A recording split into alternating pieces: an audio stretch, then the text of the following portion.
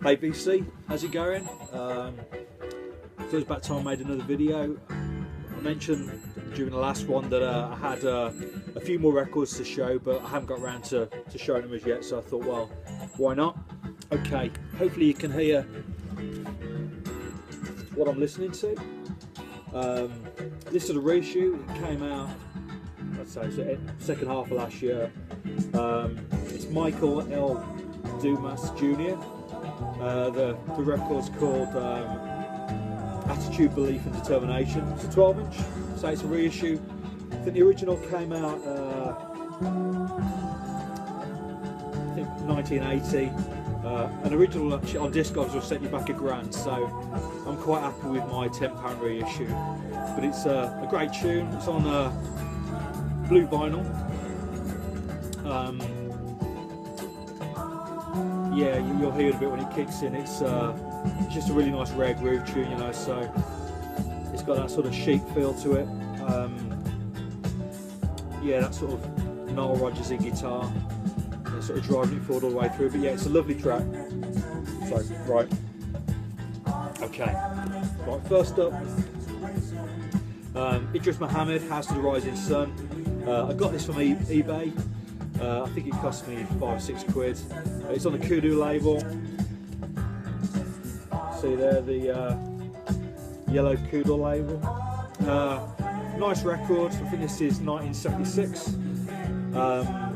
The title track, obviously you'll be aware of it from the likes of Nina Simone and the Animals. While this version is nothing like it, you know, it's unrecognisable apart from the lyrics, so something totally new with it. Yeah, it's a nice record. Very funky in places. Fred Wesley plays trombone on it actually, so that sort of tells you, you know, what it's like. Second side, the first track is, I think it's an 11-minute tune called Sudan, which is a lovely jazz piece. Very funky. Yeah, so yeah, I'd recommend it for that. Nice record. Right. Also from eBay, from the same seller, this is Linda Lewis and Lark. This is her first album, 1972. It's on the Reprise label. He dropped it there. This was only £2. Nice record. I heard an interview with her in the summer. I think it was on Giles Peterson's show. And just playing songs from certainly her early 70s stuff, and it also sounded great, you know, so I definitely recommend this. You know, clearly it's going to be a cheap record,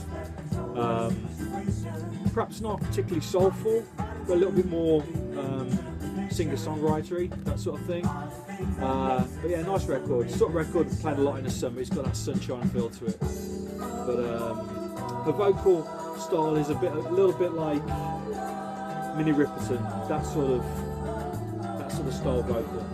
But yeah, I'd recommend it. Right. This is I picked this up from a local record store actually, something I buy from quite often. This is Chicachas. Nice record, early 70s. I can't see the yeah, on the Youngblood label. I haven't seen this, you know, in shops or at fairs very often. I've seen it online a few times. I think people pick it up mainly because there's a few nice drum breaks on here, so anybody looking to sample anything, you know, that's why it's attractive. But it's a nice record in its entirety, you know, so worth a listen. I say a little bit funky in places. At times it has a little bit of an Afrobeat feel. Yeah, a nice record. This is actually the most recent, my most recent purchase. This is Richard Dawson and the Glass Trunk. I heard some of this on the radio recently, quite late at night. I think it came out 3 or 4 years ago. It's just been reissued on vinyl by Domino. Double vinyl. it's certainly an acquired taste. Richard Dawson is a folk singer, and I think the story behind this album is that he was given access to the Tyne and Wear Museum archive. So I think he spent a month in their archive looking at documents from the 18th and 19th century, and basically using those to put to music and to come up with some new song ideas.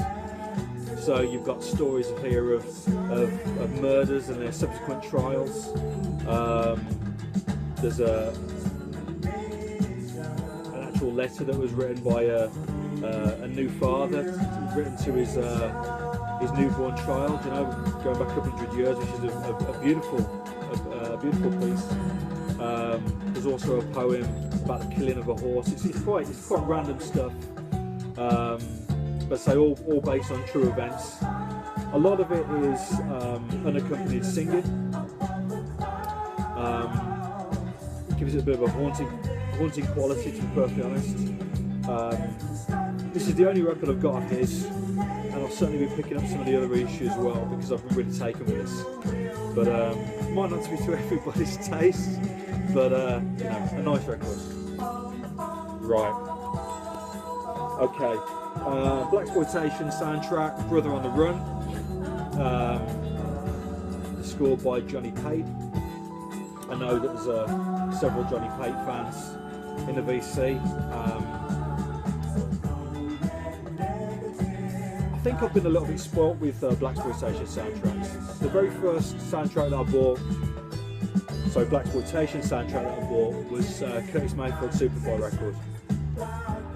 Is the soundtrack to the film, which, well, that was probably in the early 90s. I bought a reissue copy on Charlie Records. And I still think that Curtis Mayfield album is the best of the Blaxploitation soundtracks. Since then, over the past 20-25 years, I've probably bought another 30 or 40 Blaxploitation soundtracks, if I get my words out.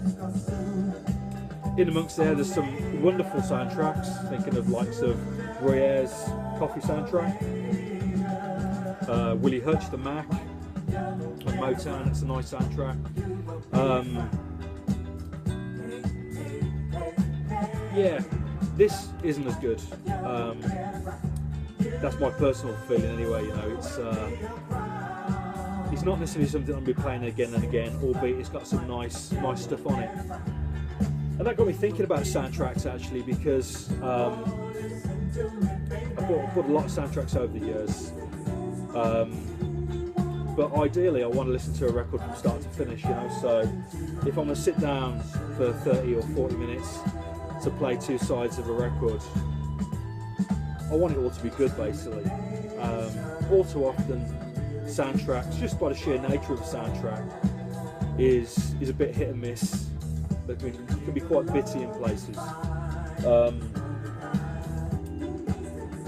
You know, the fact that that's what I'm looking for from a soundtrack is quite strange, really, considering, you know, the purpose of the music there. You know, the music wasn't written to be listened to as two-sided of vinyl. You know, it's written to complement a film or a particular scene. You know, so the fact that it's put on record, I suppose, record's just a byproduct of the film, isn't it? You know, so yeah. So I do find the whole process of buying soundtracks a little bit hit and miss. An interesting concept, really, the soundtrack album, but yeah, not to everybody's taste. But I suppose I bought that many good ones over the years, that many great soundtracks that I've been reeled in, really. But so it's every now and again I go through a stage where I am at the moment where I've bought several soundtracks on the bounce where they are inconsistent just by the sheer nature of the soundtrack. You know, so, but anyway, enough of that. I'll say enough of that. Talking about inconsistent soundtracks, this is Lalo Schifrin's Kelly's Hero soundtrack. I only bought this was a couple of quid. It's in lovely nick. It's on the Blue MGM label. Now this kicks off with the main theme tune, which is a lovely funky piece of music, you know, so I played it quite a lot actually, the first track on this album. But then it goes into some country thing, and out the back of that into an accordion piece of music, and then back into another short funky thing.